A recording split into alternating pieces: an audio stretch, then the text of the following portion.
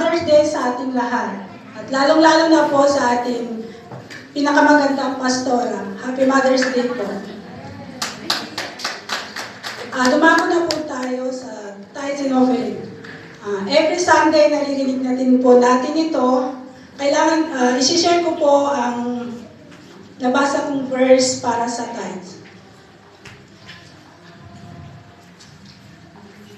Exodus chapter 35 verse 5.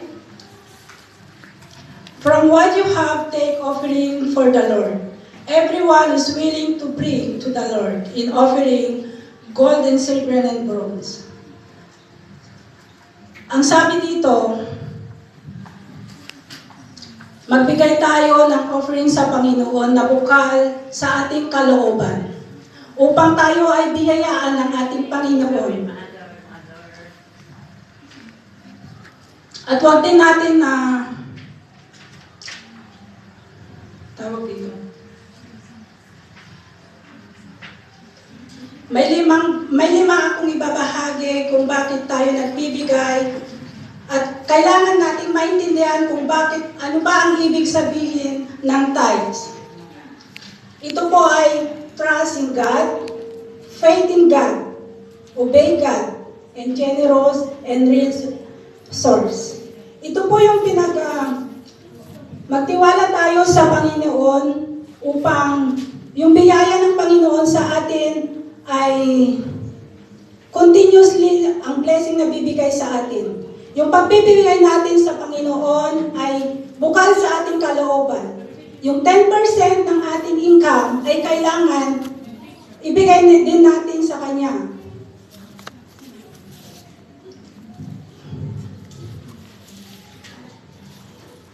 At meron pa akong ibabahagi na isang verse, Luke chapter 6:38.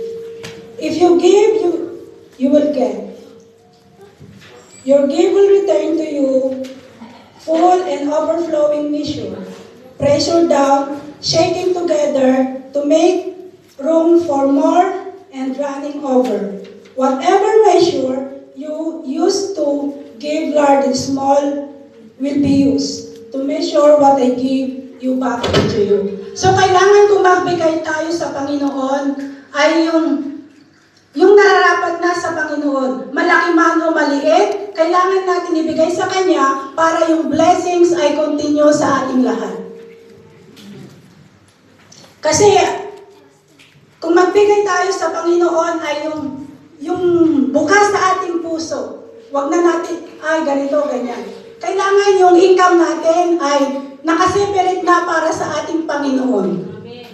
Kasi yung napagtanto ko kasi, ngayon lang po ako nagbigay ng about sa tithes offering. Marami po akong natutunan about sa offering. Kasi itong offering in tithe ay napaka-importante sa ating buhay. Kasi ito yung law na ibinigay ng Panginoon upang sundin natin para sa Kanya. Para magkaroon tayo ng magandang buhay sa kabilang buhay.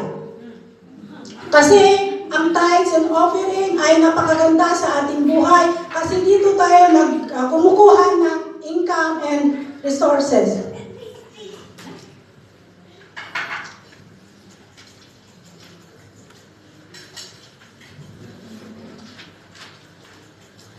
At hanggang dito na lang po at manalangin po tayo. Salamat, O Diyos, sa pinagkabutihang mong pagkaloob sa amin sa araw na ito. Ibinabahagi ko at makatulong sa aming kapwa na pinagkaloob ng komunidad sa iyong kalooban sa Espiritong Taglay ni Kristo. As we bring our offering to you, we give back to you from the abundant blessing you have given us. May our give be acceptable in your sight.